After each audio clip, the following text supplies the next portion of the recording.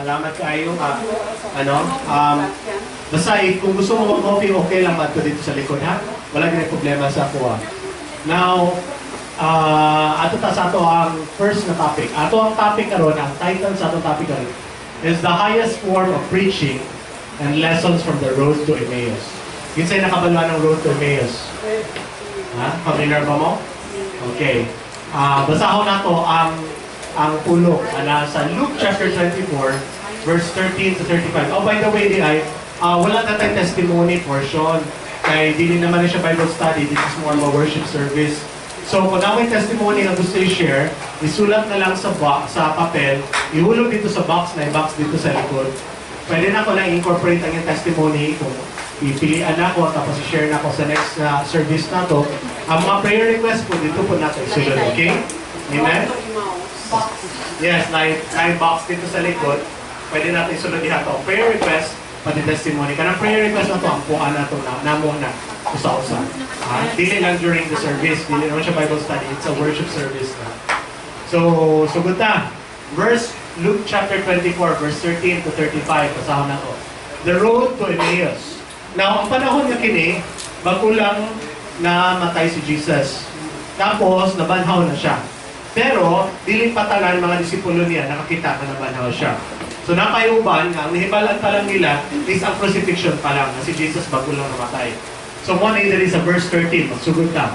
Now, behold, two of the disciples of Jesus, were traveling the same day to a village called Emmaus, which was 7 miles from Jerusalem. Say that with me, 7 miles. 7 miles. So, layo, yung kayo. Kabalo ba mong sa kalayo na 7 miles sa kilometro? That's 11.3 kilometers. Inana kalayo, nagbaktas sila. So, abot lang kung mo ba nang ibaktas sa mga tao kan pag ano, Crocodile Park.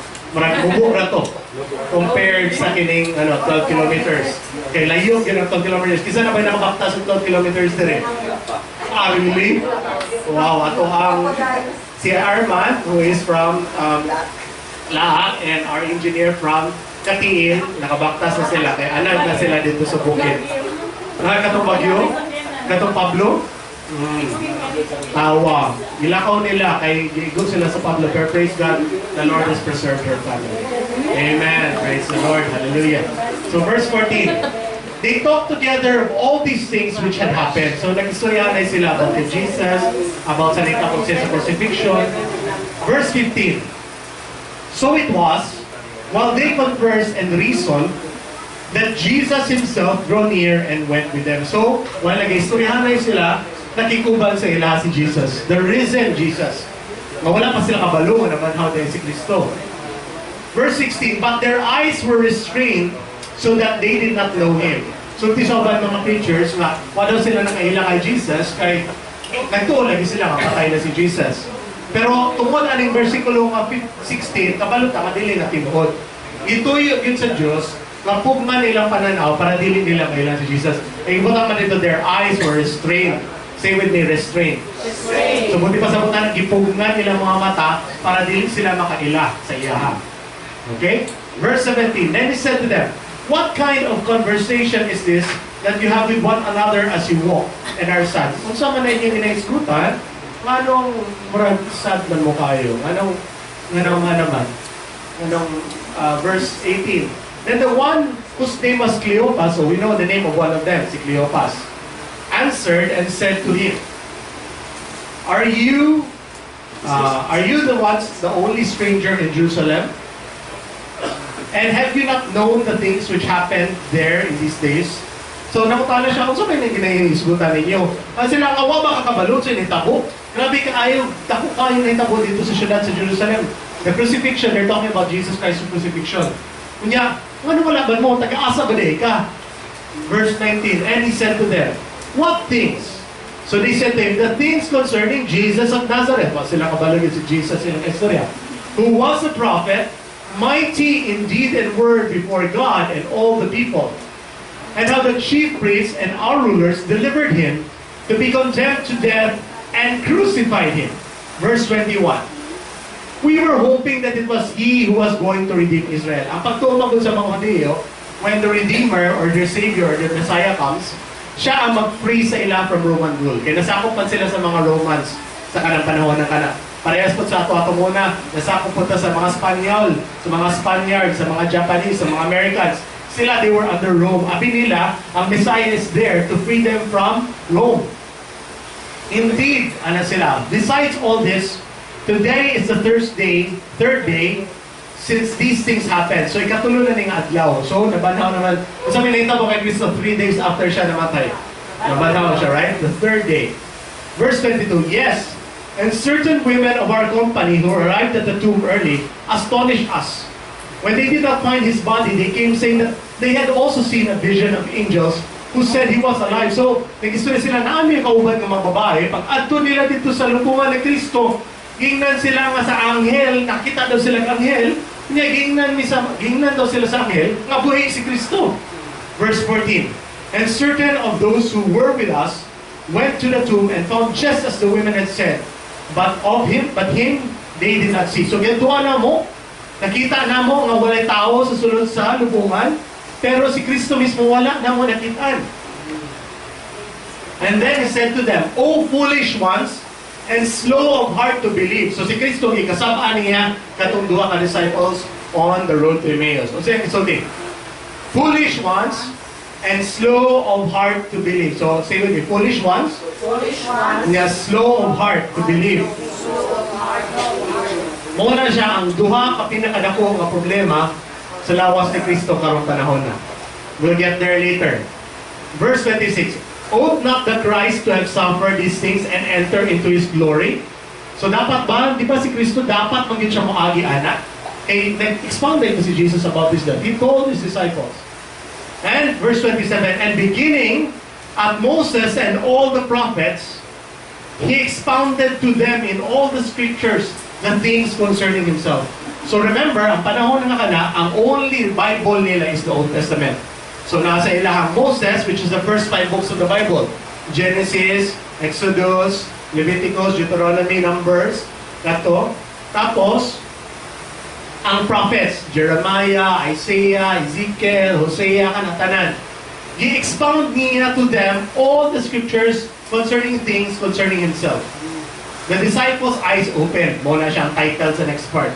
Then they draw near to the village where they were going, and He indicated that He would have gone farther. But they constrained Him, saying, abide with us, pagpuyo sa, ubani sa mi. For it is towards evening, duol na ang gabi, and the day is far spent. Wala na adlaw. And He went to stay with them. So nag-ingon si Kristo, then Jesus went to stay with them. Now it came to pass, as He sat at the table with them, that He took bread, blessed and broke it, and gave it to them. Kung saan man ang gibuhat ni Kristo? What is that? That is communion. Nailan niyo na?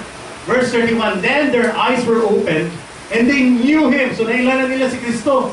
And He vanished from their sight. Pagka inilan nila kay Kristo, nawala po si Kristo sa ilang katubangan. Nag-disappear. Naglaho na parang bula. And then they said to one another, did not our hearts burn within us while He talked with us on the road, and while He opened the scriptures to us? So while nag-istorya si Kristo about sa iyang sarili, gikan sa prophets, gikan sa first 5 books of Bible, ang ilang kasing-kasing nagasunog, nag-burn within them, na-excite sila, nalipay sila sa nalunggan nila. Verse 33, so they rose up that very hour and returned to Jerusalem. How far?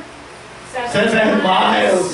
Kusgan kaay sila na. Nagbakta sila 12 kilo, nagbakta sila 11.3 kilometers padulong, and that same hour, ibalik na po sila after another 11.3 kilometers. Inana sila ka-energetic after expounding Jesus sa scriptures, after po nila pag-take o communion.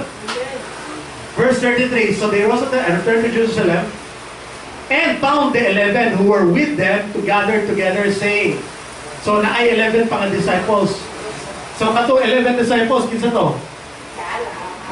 The 12 disciples minus Judas, right? Saying, the Lord is risen indeed, and He has appeared to Simon. And they told about the things that had happened on the road, and now He was known to them in the breaking of the bread. So muna siyang story. There are many things na matulaan nato aning nahitabo during Resurrection Day. So, unsa man tong, what are the things nga na-learn nato? First of all, may power in communion. Amen? There's power in communion. Say with me, power. Wow. So Luke 24, verse 13 and verse 33, nag-walk sila 7 miles from Jerusalem. So that's 11.3 kilometers. Kanya, pagkahuman ni Kristo, pag-expound sa iyang sarili, regarding sa sarili sa scriptures, they rose up that very hour and returned to Jerusalem. Energetic ay sila. Na ay kusog, na ay energy na nakuha nila after sila na communion. And they found the 11 who were with them and gathered together. So, na ay amazing din ang power of communion. Say with me again, power. Power. Ayaw din ninyo i-deny nga na ay mga useless ni or mga empty gestures or empty rituals ning gipabuhat ni Kristo sa atoa. Tanan niyang gipabuhat sa atoa, including baptism, anointing of oil, regarding communion, dili na siya mga empty gestures lang. Dili na siya rituales lang. Dili na siya mga powerless na mabutang. Tanan nga ginapabuhat sa atoa ni Kristo na ay power. In fact, kung magsulti si Kristo nga maayo magambak-ambak while nakasulong to blindfold, kunya magambak-ambak ka patalikod, kung sultiyon ganin na Kristo mga sakwa, buhaton na ko. Amen ba? Kaya nga naman, sulti man niya, buhaton na to. So, balik na dito. Naayo sa ka testimony na gusto na ko i-share sa inyo about communion. Muna nag-communion po tadari every Saturday. Health through the oil, bread, and wine. Naayo sa ka testimony ni nga, nabasa na ako sa libro sa libro. A brother from New Zealand shared an amazing healing testimony with me. So, Joseph Praise ng istorya. After undergoing 2 surgeries, he was diagnosed with grade 8 prostate cancer and given a grim report by his specialist. A couple who were elders from his church anointed him with oil and prayed over him. Nakabutang nga sa Book of James, di ba? Kung sakit, be anointed with oil. He felt God's power go through him. Following this, his wife would anoint him every night with a bottle of oil, and they would pray and take the Holy Communion together. So, nagka-communion sila, husband and wife, parehas nila maya, parehas naman ni Yani. Praise God, parehas nila maya ito ni RJ. Nagka-communion sila, kada adlaw. Kung di makalimtan. His symptoms started to disappear, and he began to feel so much better. At his next checkup, his specialist was amazed. She proclaimed his blood test report fantastic because it showed all indicators in the normal range. Beloved, the oil, bread, and wine represent Jesus' finished work at the cross. Jesus provided his own body to be punished for the healing of your diseases and afflictions. Rest in the reality that by his stripes you are healed. Are you healed? By his stripes, amen. So kanang communion din, ginatake na to, dili din na siya empty ritual lang. In fact, pag sulti ka ni Jesus, morning lawas na ako, morning dugo na ako. Pag siya nagsulti, morning ang simbolo sa akong lawas. Pag siya nagsulti, ano ba? Kaya pansin mo, pag siya nagsulti nga, morning ako ang simbolo sa akong dugo. Dili, no? When you take communion, naguna-una mo nga simbolo lang na, rituales lang na miss out ninyo kung sa igahom niya, na. No? Kung abin yung simbolo, kung siya nagsulti, ingo siya, morning ako lawas, morning akong dugo. Napasing mo tanan sa ako, tinuod ba nga, tinuod yun ang dugo, tinuod yun ang flesh, dili na nato na hunaw-naon. Basta kung sa isulti ni Kristo, tuuhan na to. Amen ba? Amen. Praise the Lord. So, importante kaayo, madili nato i-deny nga things kung ginapabuhat sa tuwa ni Lord, na ay gahom, na ay power. In fact, na ay warning ang scripture sa Bible. Nakabutang dito, na there is a doctrine from the devil. Kung sa itong mga parts ng mga doctrine sa devil, i-expound na sa 2 Timothy chapter 3 verse 5. Pero one of the doctrines na gikan sa kalaban is this: having a form of godliness but denying its power. Have nothing to do with such people. Say with me, denying its power. Denying its power. So, na mga tao, na mga doctrines from the devils daw, ingon si Paul diri kay Timothy, in 2 Timothy 3 verse 5, mabasa naman entire list sa 2 Timothy chapter 3. We don't have to take time to take the entire thing. Pero, one of the doctrines from the devil is this: nga naay form of godliness, wala problema ang demonyo o ang kaaway na maging religyoso ta. Wala siya problema ka na magsigit ang attend o ka na mga simba or magsigit ang buhat o ka na mga empty rituals. Basta lang, ay lang mo pagtuo, manay gahom ang ipabuhat sa inyo sa Biblia. Dili siya. Ang ginatudlo niya, okay lang ang godliness. Basta ay lang pagtuo, manay power. Muna yung hadlong, hindi na siya threatened ni anak. So never deny nga ang forms of godliness, ang things na ginapabuhat sa sa Bible, na naagi na siya yung power, na siya epekto sa kinabuhi. The things that we do, baptism, anointing with oil, communion, they signal something in the spiritual realm. Kanya naagi na siya yung real na effect sa itong kinabuhi. Amen ba? Amen. Praise the Lord. Second, number lesson nga itong ma-learn from the story. The greatest problems affecting Christians today is, number 2, muna siya, rebuke ni Jesus and disciples na on the road to Emmaus. Number 1 is, itong kanya, na siya, foolish ones and slow of heart to believe. Number 1 problem of Christians today, foolishness. Kung saan man ang foolishness? Wala sila kabalo kung unsay nakabutang sa New Covenant or unsay nakabutang sa Biblia. Wala sila kabalo. Kristohanon sila, dugay na sila kasimba, pero wala nila gitunan kung unsa ang nakabutang or nakasaad sa Biblia. Lalo na, unsay ipangsulti sa Biblia about sa New Covenant. Ay kita, are we under the New Covenant or are we under the Old Covenant? New Covenant na ta. Pero dagan Kristohanon, abi nila under pa sila sa Old Covenant. So, sila kabalo. Okay? One problem in the body of Christ today is foolishness. Number 2 problem of Christians in the body of Christ today, slow of heart to believe. Say with me, slow of heart to believe. So di sila, nakabalo sila, kung sa'yo nakabutang sa Biblia, kabalo sila, under New Covenant sila, kabalo sila kung sa'yo nakabutang sa New Covenant, pero dugay or hinay or dili sila makuha. Do you agree with me? Ano mo mga problema sa mga Kristiyano today? First of all, di sila kabalo kung sa'yo nakabutang. Second, kung kabalo man sila kung sa'yo nakabutang sa New Covenant, dili sila makuha. Example, so, mo nang isulti niya ni Jesus, mo nang rebuke niya, "Oh, foolish ones and slow of heart to believe in all that the prophets had spoken." For example, the Bible, let's take up weakness number 1, the foolishness, not knowing what the Bible says. Kabalo ba mo that the Bible says that you are righteous not by your own obedience, but by the obedience of Jesus Christ? Amen. Kabalo ba mo? A lot of Christians think nga matawag lang silang righteous if they follow the law perfectly. Nagtuo sila nga they are only considered righteous or obedient by the Lord if they are able to follow the law. But the Bible doesn't say that. In Romans chapter 5 verse 19, nakabatang dito, "For just as through the disobedience of one man," isa na si Adam, "the many were made sinners, so also the obedience of the one man," that is Jesus Christ, "the many will be made righteous." So it is not your obedience pala that makes you righteous. It is the obedience of Jesus na di-credit sa inyo, ha? That is what something many Christians do not know. That's why many Christians think that they can go into heaven by good deeds. Wala na ako na istorya katong sa ka-blind dito sa airport. Yung ko, kabalo ba ka kung saan yung pagsulod sa langit? Ana sen sa pagmabuhat o mga maayong binuhatan. Ano siya, dili ko na tinuod, nakabutang sa Biblia. So I explain the gospel of grace and you receive Jesus as Lord and Savior. Sa kinabuhi. Praise God for that. Hallelujah. Salamat kayo sa Ginoo. Ako na share mga 2 Sundays ago or something like that. So, another thing na Kristohanon, ang mga Kristohanon wala kabalo. Hebrews 10:14, King James Version tells us, "For by one offering, that is the offering of Jesus Christ on the cross, He, God, hath perfected forever them that are sanctified." Kabalo ba mo, nakabutang na sa Biblia?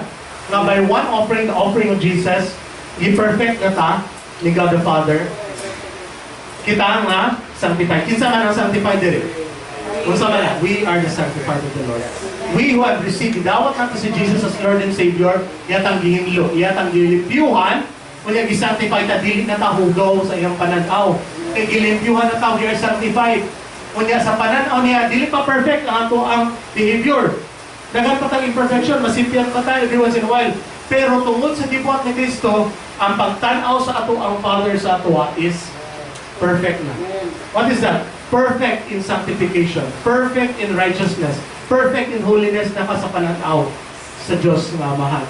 Mga favorite kayo na ako tungo sa hymnal dito, Sister Maya, katong natubitang before the throne of God above. Kay nakabutang dito, God's justice was satisfied to look on Him and pardon me. To look on Jesus Christ and pardon me. So, ang ginatanaw sa Diyos karon, dili ikaw. Ang ginatanaw sa Diyos karon sa imong kinabuhi, kung i-bless ba ka niya, kung i-save ba ka niya, kung tabangan ba ka niya, kung cancer ba niya yung pag-ampo, si Jesus ang iyang basihan. Kaya nga naman, gidawat man nato ang sacrifice ni Jesus para sa to. Iyang pagkamatarong gidawat nato. Therefore, ang iyang obedience, i-credit sa atuwa. Dagan kahit mga Kristiyano wala kabaluan eh. Kung pakutanong mo sila, maano ka ma-save? How can you be perfect? How can you please the Father? Yan siya, by following the law. Or by obeying perfectly the law. Dagan mga tao ngayon na, ako sila kabalo, we are already perfect in the sight of our Heavenly Father. You know that you are justified? Amen? Kabalo mo saan ang justified? That is a legal term. That means in the court of law, you have been declared not guilty. You are declared innocent. We are declared innocent. And the Bible says we are justified by faith. Romans 5 verse 1. Therefore, we have been justified through what? Through works? Through law? No. It's through faith. Through believing Jesus. We have peace with God through our Lord Jesus. We have peace with God because of Jesus and what He has done for us. And we are justified by faith. Kung sa may gwapong definition sa justified, I shared this with Sister Joanne last Saturday and she was very happy. Nalingaw kayo siya. This is the simple definition. Gusto mo makasabot ko? Simple definition sa justified? Inali ho? Simple definition of justified.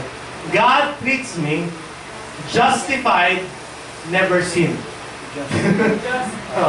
God treats me just if I never sinned. So, ang pagtrato sa Ginoo sa imo, mura kag wala nakasala.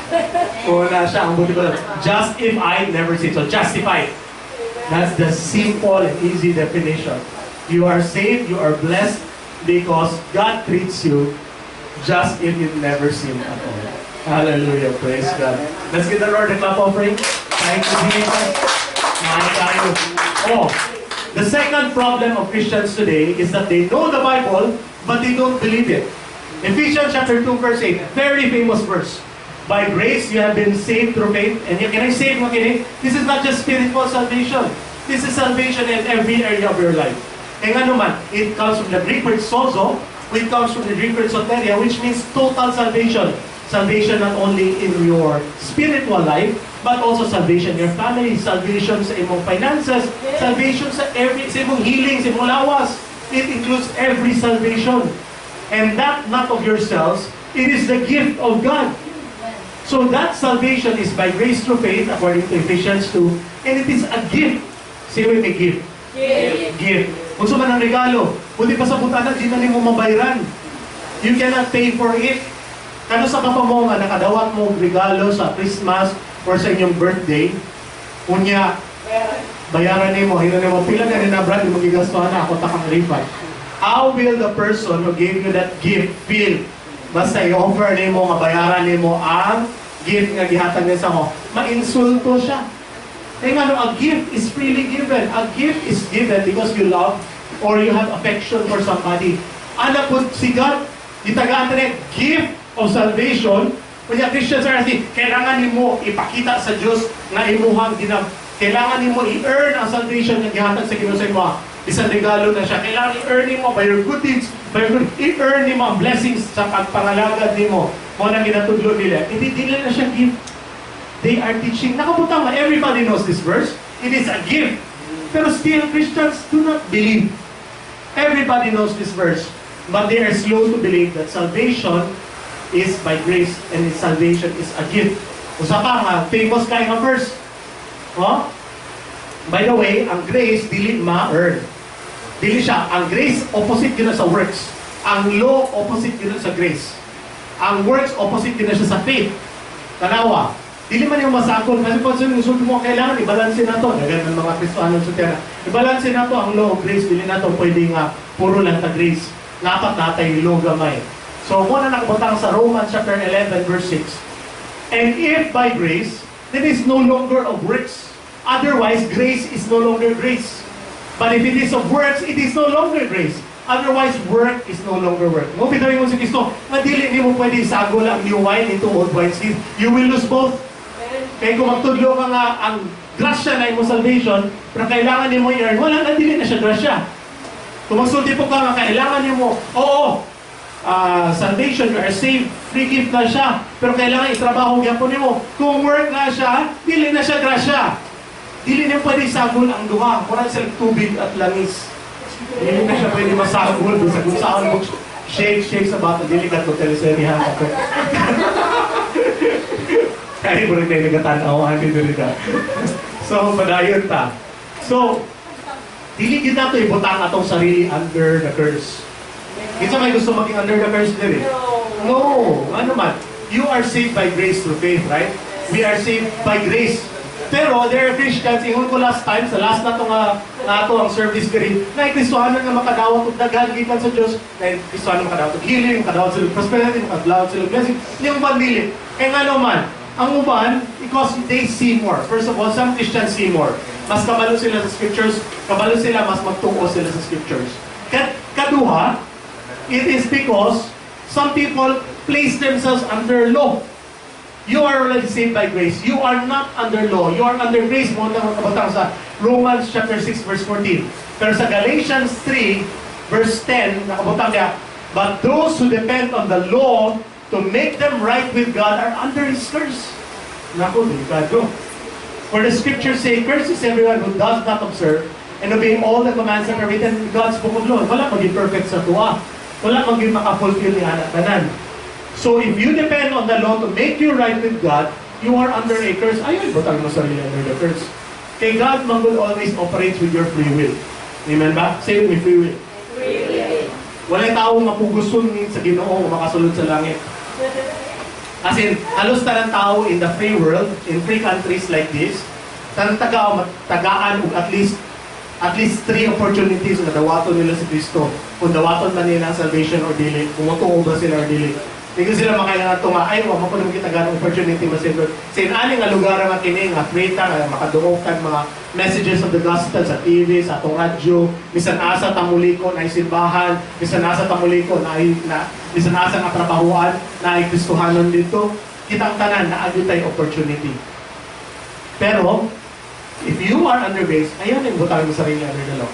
Dahil kung masulti po ka, Lord, gusto na ko i-earn mo blessings. Gusto na akong alagaran ta ka para ma-earn ako ang blessing. Then you'll just place yourself under the law. And if you depend on the law to make yourself right with God, you will fall under a curse. You don't want that, di ba? Really. O sa pa-famous verse na naibalan from Jesus, why are Christians so slow to believe? They know this verse, but they're slow to believe. John 3, verse 16 to 17. For God so loved the world that He gave His only begotten Son, that whosoever what? Believes in Him. It's not whoever follows the law or whoever obeys perfectly should not perish but believes in Him. Should not perish but shall have everlasting life. Verse 70, for God did not send His Son into the world to condemn the world, but that the world through Him might be saved.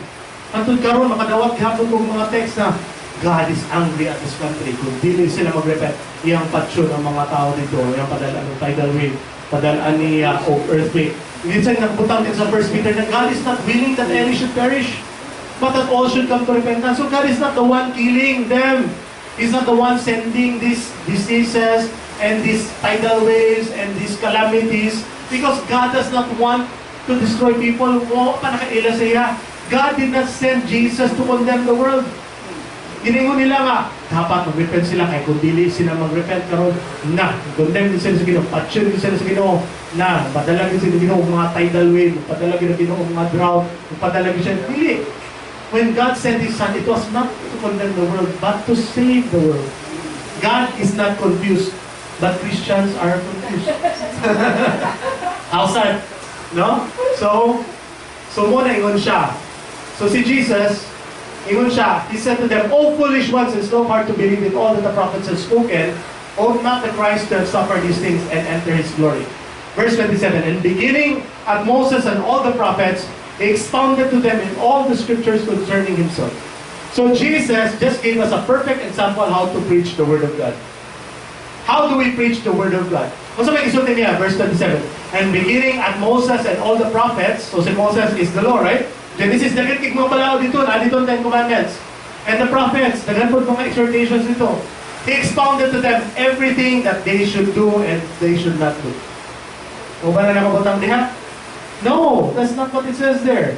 Jesus did not preach to His people what they should do and what they should not do. Because why? That is the lowest form of preaching. of every kind of preaching to people, you should do this, you should do that, you should tithe, you should do this, you should avoid that sin, is the lowest form of preaching. It's the preaching for little babies unto the Lord. What is the proper way to preach the gospel? To preach, this is just the Old Testament and the prophets. What's the right way to preach? You should show them how it talks about Jesus, how it talks about His work on the cross. Muna siya ang tama. That is the highest form of preaching. The highest form of preaching. Kung kamo gani mo, wali mo, kung kamo gani mo, share mo sa gospel, or magwali gani mo sa pulong sa Ginoo, always show how the scriptures point to Jesus. How it points to His salvation, that is by faith, by grace, not by works. How it points to the finished work of Jesus. Last week, we took up here si Prophet Balaam, that wicked prophet. And how he could not curse Israel, because every time he would look Israel from the top of the mountain, he would see a cross. Because the shape of the Israeli encampment is in the shape of the cross. We already took that up last time. So na ko yung mga pictures diri, ipakita na ko sa inyo ang count sa mga tao sa Israel, nganong mas taas ang baba, nganong mubong sa taas, ang equal ang sides. It's because in the shape of the cross. Because God wants us to know, because of His finished work on the cross, because He has blessed us, because of what Jesus has done for you, you cannot be cursed anymore. You are irreversibly blessed in the Lord. Amen! Amen! Let's give Lord that offering. Thank you, Jesus. That's how you preach the Scripture. Don't tell people what to do or what not to do. Every religion in the world teaches you to do and not to do. From Buddhism to Hinduism, to whatever religion, false religion, they always teach you, you do this, you do that. No, that's not the way to preach. The way to preach, Jesus has taught us Himself by His own example, is to show Jesus in the Word. Amen? Okay. So, the fourth lesson that we learn from this story in the road to Emmaus, Luke 24, verse 16 and 25 to 31. Verse 16, but their eyes were strained, so gipuglan sila para dili sila makailangan Jesus, so that they did not know Him. Then He said to them, O foolish ones, and slow of heart to believe in all that the prophets had spoken. Ought not the Christ to have suffered these things to enter into His glory? And beginning with Moses and all the prophets, He expounded to them in all the scriptures regarding Himself. So, let's go to, So, na-restrain sila. Tapos, padayon ta. So, verse 28, the disciples' eyes were open. Then they drew near to the village where they were going, and He indicated that He would have gone further. But they constrained Him, saying, Abide with us, for this toward Him, and the day is far spent. So, to keep a long story short, after He broke bread with them, their eyes, verse 31, their eyes were opened, and they knew Him, and He vanished from their sight. So, question, manong gipungan man ni Jesus ang ilang pananaw? Manong dili man siya gusto mapaila-ila sa ilaha sa sulod? Ano man? Why do you think? The answer is this. Because Jesus wants us to first see Him in the scriptures before we can see Him at work in our lives. Did you get that?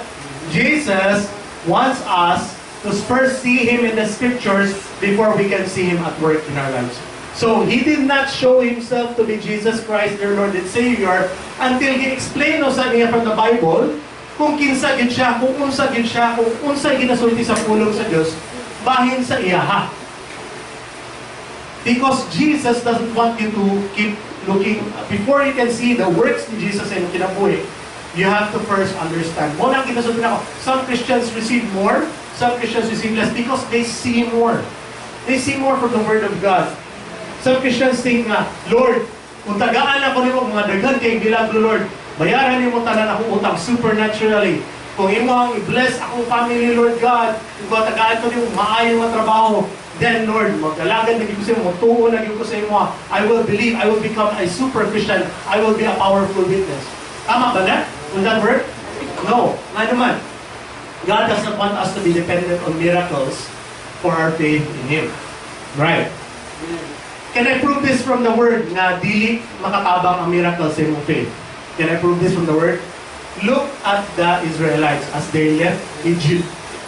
Amazing kayo ang miracles na ipakita sa Ginoo sa ilaha.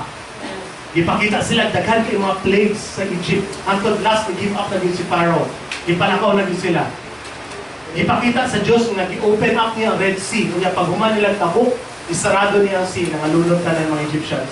Every day, nagasunod-sunod sila sa kay God mismo nagpakita sa ila in a pillar of cloud by day para matabunan sila from the heat, and a pillar of fire at night.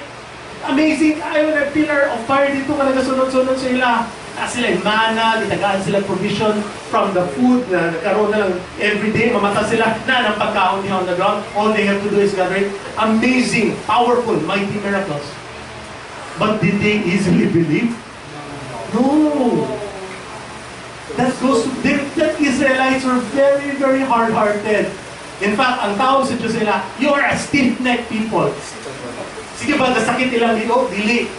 Mamuti mo sa mga stiff-necked people, kung unsa sila, di na sila matuyot, di na sila mag-change ilang mind.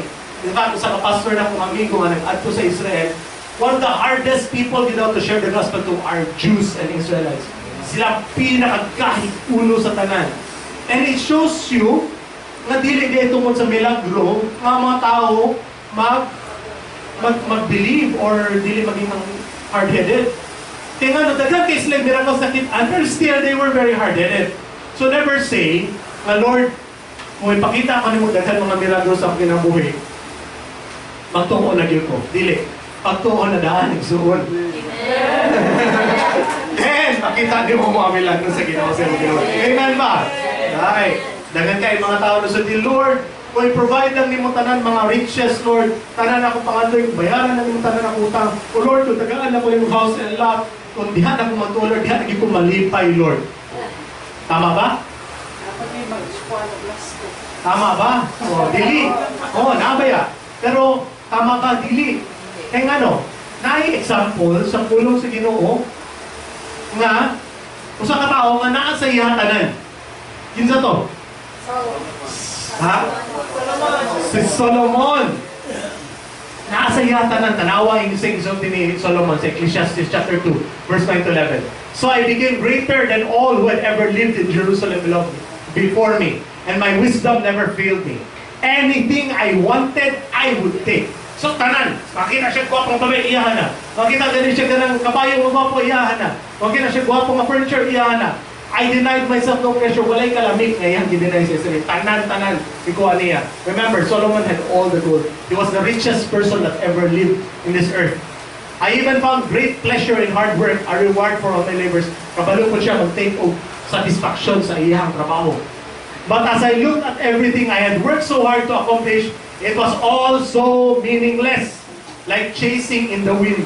There was nothing really worthwhile anywhere. Kung basahon na mo Ecclesiastes 1, Ecclesiastes 2, onwards, so on and so forth. Sige lang, so this is Solomon. Everything is meaningless. Everything is vanity. Everything is useless. Life is so useless. I am so unhappy. So, this goes to prove to you that just because if you think that riches or money will make you happy or will make you fulfill the life, ayaw na, don't believe that. Because Solomon had everything. Bisan pag padaton mo, buhaton mo, overnight millionaires, ni Lord, overnight, dili hapon mo malipay kung magana. What God wants you right now in your life is you be happy in the Lord. Amen. And then He will provide the riches to you. Amen. Ano na siya. Okay, seek ye first, maganda yung sarado na. So, there are Christians that they think ba, dili, you learn first to be satisfied in the Lord. No? Because God is not against you having things. But God is against things having you. Nakanoon ka malising ka na? No? God is not against you having things. He wants you to have the things that you need. He wants you to be well provided for. He wants you to have your daily bread. He wants you to have tuition for your children. He wants you to be able to pay your bills. God is not against you having things. But God is against things having you. Kung says na kaya ka, muna lang na yung ginahuna-huna, sige na lang magtrabaho, wala na kayong oras mag-Bible study or magsimba, wala na kayong oras na mag-spend of time sa Ginoo, wala na.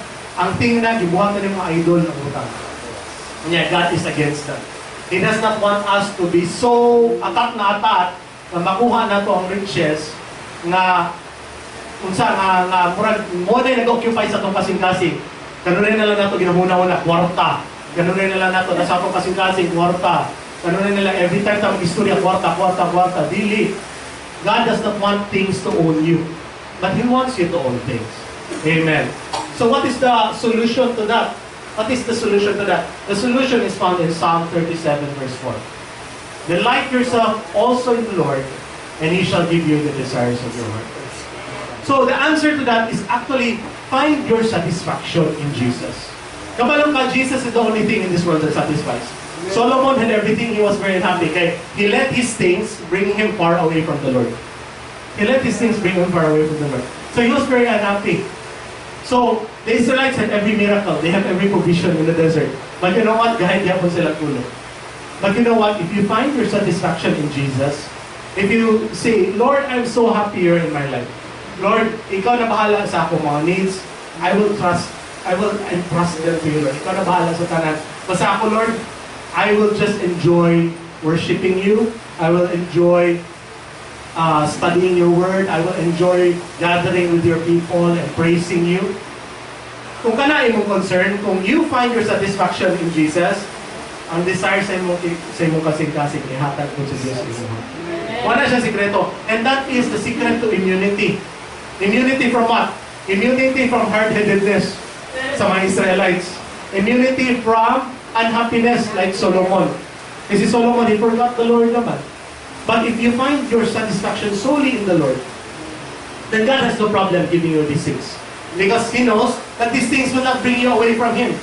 Because your number one concern is God in your life. Your number one happiness is the Lord Himself. If that's your happiness, then God has no problem making you a millionaire or even a billionaire. I really believe that. Amen? Praise God.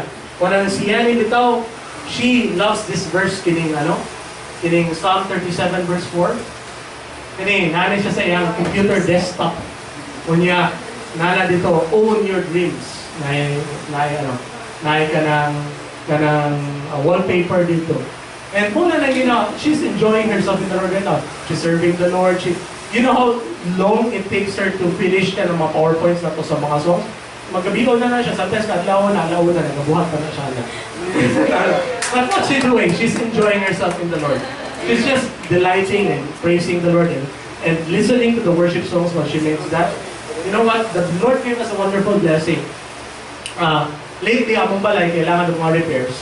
Dahil naman ito kailangan repairs. Pero still, dili na mo nga, we don't have, the funds or the budget for that. So, you know what the Lord did? Nag-ani ang papa sa mga balay, yung sulti niya, ihalong iparenovate ang mga balay. Dako kayo ang gastos, ipatanaw na niya sa contractor, pero dili na mong bayad sa iha. Wala siya nagpabayad, wala siya nangayog anything, wala siya nangayog contribution, kabalo ko ibuhat ng ganyan. So, alagin siya niya sa ako, kung ano nakutanaw na ako sa contractor, nag-istorya sila sa akong father-in-law, siya nga, love you ko sa ako, mahal. Yeah, mutana ko siya, kinsa mga, later on, mutana ko siya, kinsa man nga mahal, yung mabuti ba sa ko, siya po. Amen, praise the Lord. Asa mo nakadungo nga na in-law, may father-in-law or mother-in-law, mo'y mag-renovate sa imong balay. Dako kayo gusto ko nun. Kunya, i-renovate niya, asking for nothing in return. Nakadungo na ba mo na? Ako wala pa kadungo nga na. It's the first time he asked for nothing in return. He will just do it out of His love and His kindness. And that's the favor of the Lord. Why? Because God wants to give you the things that we don't have. Kung sa itong mga blessings sa Ginoo, Deuteronomy verse 6, 10 to 12. Kasi naghuna-huna ko, wala may kwarta, wala may puhunan, wala anything. God can give you even though wala ka. Nga naman, Deuteronomy verse 6, verse 10 to 12 says this, when the Lord your God brings you into the land He swore to give you, a land with large flourishing cities you did not build, houses filled with all kinds of good things you did not provide, wells you did not dig, vineyards and oil groves you did not plant, then when you eat and are satisfied, you will be satisfied when the Lord gives you. Be careful that you do not forget the Lord. Wala na yaman yung sa swam. Wala kita, find your satisfaction in Jesus. And He will find you safe for all the blessings in the world. Kay hatag niya sa inyo. Hallelujah. Kasi kung sulti mo, this is Deuteronomy, this is the promise of God for the Israelites. No. We are the new Israel of the Lord. Nga naman, nakupunta sa Bible nito, Galatians 3, verse 29. And now that you belong to Christ, who belongs to Christ here? Amen. You are the true children of Abraham. You are His heirs. And God's promise to Abraham belongs to you. Amen. Hallelujah. Let's give the Lord a clap of praise. Amen. There were many promises that God gave to Abraham, Isaac, and Jacob. And He says that those are all yours. That's not just for the Israelites. They are all yours. Kaya nga naman, in the New Covenant, we have the much more. We have the much more. Whenever the Bible or the New Testament would refer to the New Covenant and Old Covenant, lagi na, much more. How much more? How much more will God give you these things? So these are ours in Jesus. So, did God give you your jobs so that magato mo? Our businesses, our work, is that what the Lord gave us para magato mo? Ha? Actually, hindi. Never ever think that your business, your source of income, or your job is there that will, it's the one that will make you rich. It's not. Huh? What will make us rich? Proverbs 10 verse 22. The blessing of the Lord makes a person rich, and He adds no sorrow to it. It is the blessing of the Lord that makes you rich. It's not your job. Why did God give us work? God gave us work so that we can experience fulfillment in our work. So that after our work, we can look at a job well done and we can say, wow, it is good. Parang sa gibuhat niya, He created the animals, He created the earth, and He looked back at His work. Wow, it's so good. Jesus, God, was able to admire His own work. He was able to get fulfillment from His own creation. Anak ko na gusto siya Diyos sa tuwa. When Yanni makes a nice website or a nice, she likes to enjoy her work. This is malipay niya siya, basta makamaya siya. Because there is fulfillment in our work. So God gave you your job so that you can express your talents and abilities. God gave you your job so that you can be fulfilled and you can look back at your work and say it is good. It's not there to make you rich. The one that is going to make you rich is the Lord. It's the blessing of the Lord that is going to make you rich. The king's heart is like a stream of water directed by the Lord. He guides it wherever He pleases. Hindi na siya buti pasabot ng king, literal king. Any person who has a say in your life, it could be your boss, it could be your parent, it could be your superior sa trabaho, it could be your supervisor. Kana siya, pwede na siya i-direct ang kasing-kasing na tawanan ka na para pabural ka sa Ginoo. O bitaw, even ako father-in-law, ganit, itandog yung kasing-kasing para magtabang sa mga balay. Amazing kayang Ginoo. Because kung even for Brother Ben, it's for the people, mga clients niya sa iyong trabaho. Or sa inyo kung I don't know what your job is, whoever has influence in your life, God can direct that person's heart to favor you. Amen. Amen. Praise the Lord. Keep on, please continue to pray for me. Kaya I'm facing new challenges every day. Ano magaling trabaho na ako ba? Ano ganyan pagka-abogado? Ang problema sa ubang tao mo, baka ito na akong problema. Pero since ang leading sa ako sa Ginoo, di pa na ako pabiyaan. Not yet. Someday I will to go to full-time ministry. Amen. But, sa karon dili pa, nga naman, ang sulti ni Lord sa ako kining-claim niya, gihatag na ako sa imuha. Ikaw ang steward niya na. Gihatag na ako na sa imuha para maalagaan ko nito sila. So, mura po the parable of the 10 talents or the parable of the 10 minas. Kailangan alagaan ko na ito sa ipakatag sa Ginoo sa ito. Amen? So, padayon ihapon ko, anak. Pero kami mga abogado, since mga fighters mga kami mo maraming mga modern day gladiators ba? Kami itong ginapaon dito sa court magyapon na ginatawag yung mga ng arena. I-hire ka, ikaw ang gladiator, napay gladiator na lawyer ang bigas, ikaw may maglaban. So, sa imong pagtrabaho, sa imong pag-asikaso sa imong kliyente, sometimes ikaw ang mapinsala, ikaw ang ma-stress, ikaw ang mag-uul. Nga naman, dili man so much nga, wala tayong pagsalik sa Ginoo, it's because we care so much what happens to our clients. Kung nakakliyente nga ginadepensahan sa criminal case, dili mo gusto mapriso ako sa kainusinting tao.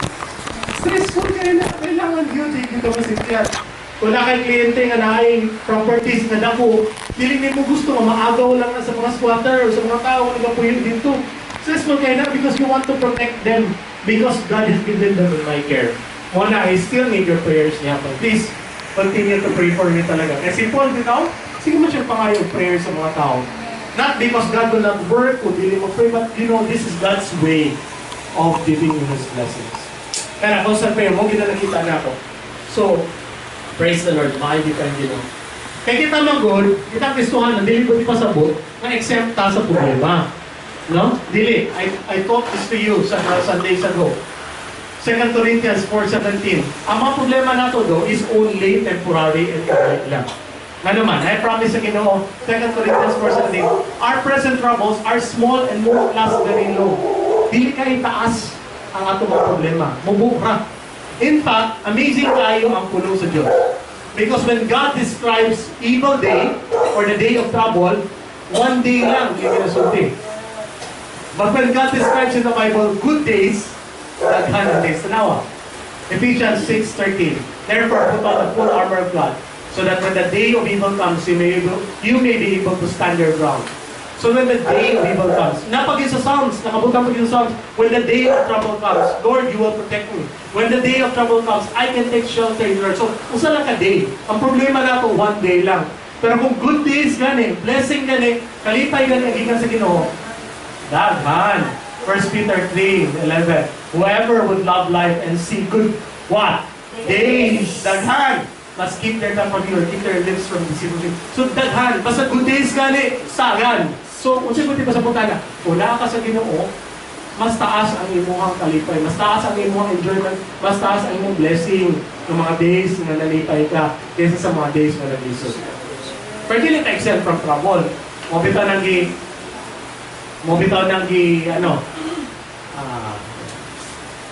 exempt from trouble. So si Jesus ba, when he nakadaog na ba si Jesus on the cross? Kailangan pa ba nato labanan itong victory? Okay, Jesus has already won us victory. Colossians 2:15. In this way, Jesus, He disarmed the spiritual rulers and authorities by shaming them publicly by His victory over them on the cross. So Jesus has already won us the victory.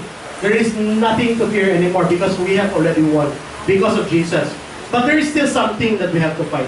Christians say nga, kailangan pa tayo spiritual warfare, kailangan tayo magtaas sa building, magtangs na dito, Russia, They think that by talking in tongues, they can scare the enemy. Hindi naman. Because the Bible tells us that when you pray in tongues, no one understands you except for God. So when you're shouting tongues of the devil, even the devil cannot understand what you're saying. You go, what? What? What? I don't get what you're saying. Ana. So Christians think that, let's do spiritual warfare. And now we must fight for the victory. Jesus has already won for us the victory. But there is a fight that we have to fight. This fight it's called 1 Timothy 6:12. It's called fight the good fight of faith. That's the only thing you have to fight for under the new covenant. Fight the good fight of faith. Take hold of the eternal life with which you were called when you made your good confession in the presence of many witnesses. So pagtuo. There is many temptations not to believe. Many temptations not to believe, not to have faith. And like I said lagi, the problem with Christians today is that first of all, they don't know what the Bible says, and second, they don't believe what the Bible says. So we have to believe. Nabitaw sa kababae na she started practicing the love of God for her life. Napansin niya when she heard the message about the love of the Lord, and she every day gina-confess niya, I am the beloved of the Lord. I am God's own beloved. You know what? When she started declaring that, like Sister Joan, she has this wallpaper in her phone that says, she's the beloved of God. Amen. That's true. I'm also the beloved of God. You are also the beloved of God. Amen. Hallelujah. When she started professing that and proclaiming it every day and confessing that, naiduha pa bang clients niya po siya. Wala siya nakita kliyente, ang duha clients. The more she proclaimed that God loves her, she kept on proclaiming, and then confessing that, and tulo na po kabang clients ang nabot siya the very next week. Wala siya nakita kliyente, ang kliyente na nakita siya. Why? All just because she believes that the Lord loves you. God is not like humans na say nga, when He has given you 100% attention, mawala iyang attention siya kasi muna nagdalang kay Kristohanon sa kalibutan, kasi God is busy doing other things, more important things. Dili. Because God is God, He's not limited by time and space. He can be everywhere at once. He can actually give you full attention. Like for example, right now, God can give Brother Jake full 100% attention. And at the same time, there is a Christian in Haiti and a Christian in the US, God can still give them 100% full attention. Anak ko na gugma sa Diyos. God can give you 100% love just like you are the only person in the world. And He can also give other Christians 100% of His love, just like you are the Christian, only Christian in the world. Because why? Because He's God and because He can. So what you need to do is you need to confess it every day. Just believe it. And you will see the blessings manifest in your life. Para sa itong babae. So it's important that we preach faith, messages of faith. And not the law. Because when we preach the law, it's not of faith. Nakapunta ko rin sa Galatians 3 verse 10 to 12. Wala naman tayo time, direct sa verse 12. The law is not of faith. The law is not of faith. So it's not the good fight of faith. When you preach law, when you're teaching people, you have fallen short sa inani, napalpak mo sa inani, you must do this, you must do that, you must do this. When people hear sermons like that, wala na sila. By the end of the sermon, they don't have faith to be healed anymore. By the end of the sermon, they don't have faith to be victorious over their problems anymore. By the end of the sermon, they don't have faith na to believe in the power of God in their lives. Kaya naman, we are always, the law is not of faith. And the law will always teach you where you have fallen short. So what we need are sermons like this. First, sermons that show you the finished work of Jesus and how much God is for you. And not the law. Not the lowest form of preaching. Mas pasa na ito. Una, in the Bible, the word for bread is the Hebrew word lehem. And you will find also that the Hebrew word for fight is also lehem. Pero, only difference in punctuation. So, lehem, bread, feed, and lahem, fight, is exactly the same spelling, the same three Hebrew letters. Ano yun na naman? Because, when you feed, when you are feeding on the Word of God, the right Word of God, nakapag-denote dun yung covenant, the one you're under, you are also fighting. That is the way you fight the enemy now. You feed on the right Word of God. It is by feeding that you are fighting. And it's by fighting that you are feeding. One bitaw in Psalm 23, if you will remember, the Lord is my shepherd. One of the verses there says that He prepares a table for me in the presence of my enemies. Oh, you know the word of God. So, I'm so proud of you. so praise the Lord. Hallelujah. He prepares a table. God did not exempt us from enemies. In fact, when He let Israel enter the promised land, wala niya i-limpyo ang promised land nga. Pag sulod ninyo, wala na itawo dito. Ha? Pwede man unta to. Pwede man unta. God has the spot, God has the power to do that? Yes. But He didn't do it. Why? Because troubles kasi and pressures in life make you stronger. Tinood lang, when you are eating, when your problems, when you're fighting, you are eating. So, your problems can be your food. Like Caleb. We took this up in Bible study before. Caleb said, let's go into that land. Okay, that 10 spies would say, no, dili ta mo sulod sa land. Okay, mura lang ta-grasshopper. Tingnan si Caleb, no, let's go. Kaya ka na mga higante nga ka na, pagkaon na ito na. Pagkaon yun, like, so tingin siya. He really said, they're bread for us. Why? Because problems are food. They nourish you. They make you stronger. The more that you have problems, the more you depend on the Lord. The more you depend on the Lord, the more you have faith. The more you have faith, the more stronger you get as a Christian. Ala na siya, mga sistema sa Ginoo. Una, wala exempt sa problema. Una nito, nakabutang sa Bible is kining Psalm 34 verse 19. Many are the afflictions of the righteous. We preached na ko ni last time. Kisa may righteous day. Gamay lang tayo mag-raise ito man. Kaya many are the afflictions of the righteous man. Pero kung tiwaso na ito ang versikulo, many are the afflictions of the righteous, but the Lord delivers him out of them all. Pag so tinakit sa righteous diri, tanan na. Amen. Because God delivers you. No matter pala, daghan may problema ang mga righteous. Wala ko sa Biblia. Pero, despite na daghan ng problema, God will deliver you out of them all. So therefore, kung sa ito kailangan baton, we must strive to enter the rest of the Lord. Hebrews 4 verse 1 and 2, the promise of rest. Therefore, since the promise remains of entering His rest, let us fear lest any of you come short of it. There's only one time in the Bible na gisultihan to sa Ginoo, mahadlok ka. We must be afraid that we will not enter into the rest of God. God wants us to rest in His finished work on the cross. God wants us to rest. Kabalo po tayo mag-rest sa itong trabaho. God wants us to relax po sometimes. Pero, we must remain, we must enter. He says, mahadlok mo, or malingkamot mo, na makasulod yun mo. Sa rest din sa lain pa ka versikulo, nakaputang dito palingkamot na maka-enter mo sa rest sa Ginoo. Batawa na kayo, palingkamot, i-rest pa yun. Pero muna nakaputang sa Biblia, God wants you to rest in Him. So, mula lang one thing ang adlungan ninyo as Christians. Kunya, di ba, masod sa mga mga nakasod sa Bible nga, fear the Lord. Actually, kana fear the Lord means to worship God, to revere Him. Ano man, sa Deuteronomy 6:13, nakabutang dito, you shall fear the Lord your God, and you shall serve Him alone. Pero when Jesus spoke to Satan in the desert, He said, you shall worship the Lord your God, and you shall serve Him alone. So, katong Hebrew word manggod sa fear, is also the Hebrew word for revere. It's also the Hebrew word for worship. And then, I would rather listen to the translation of the Lord Jesus, because siya man ginanasultihan, He is God Himself, rather than some Bible translators na nagkamali. Right? So when you fear God pala, it means pala a reverence or a worship or an adoration of God. That's what it means. So the only place that the Bible tells us to be afraid is to be afraid that we will not enter into His rest. So let's end this with, I want to end with this message. Sometimes we're talking about blessings of the Lord. Sige lang tayo story blessing. Muna, unsa na tama, daghan ng mga tao nag-accuse ato ang prosperity gospel daw ta. No, brothers and sisters, really prosperity ang atong gospel. Ang gospel nato is the grace of Jesus Christ.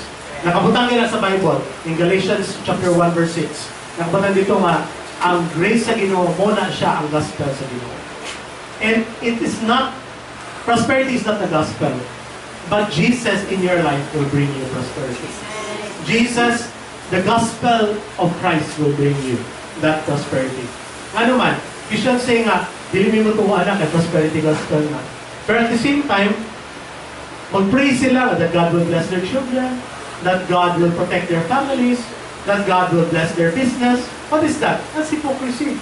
They say God does not want to prosper you, and they pray for that prosperity in their everyday prayers. Like God is not willing to give them that. Like you have to twist God's arm back. That is hypocrisy. So let's not be hypocrites, brothers and sisters. We believe that God wants you to prosper. Nga naman, God says in Psalm 34, in Psalm 35, verse 27, let them shout for joy and be glad, who favor my righteous cause, and let them say continually, let the Lord be magnified, who has pleasure in the prosperity of His servant. God is happy whenever you prosper. Whenever you're healed from your sicknesses, God is happy. Whenever you do well in your work or in your business, God says, way to go on now. So finally, I will ask you this question. I once asked the Lord, Lord, is God fair? Paano ko sa inyo? Is God fair? Thank you, Brother Ben. You know what God answered me? Immediate pa ng tubag sa Ginoo. No, He's not fair. Ngayon siya sa ko, anak, I am horribly and terribly and irreversibly biased towards you. So when you apply for a job, daghan mo mga aplikante, you can be sure or you can believe that the Lord will favor your application. When you have a lot of competition in your business, you can be sure that ikaw ang dawaton, ikaw ang buhaon. Why? Because God is incredibly biased towards you. God is not actually fair. Actually, He really, really favors you so much. Well, sometimes when I go to court, I ask for, Lord, grant me favor. Not just ordinary favor, Lord. Talagang unbelievable favor na hindi nakatungo ang kalaban. And sometimes I get that. I praise the Lord for that. So amazing yung kayang Ginoo. You know, He's actually not fair. He's very, very biased towards you. So that's why when you pray to Him, you can ask Him for any, He will give it to you. Amen? Praise the Lord. Let's have our communion. Let's give the Lord a clap of praise. Hallelujah. Thank you, Jesus.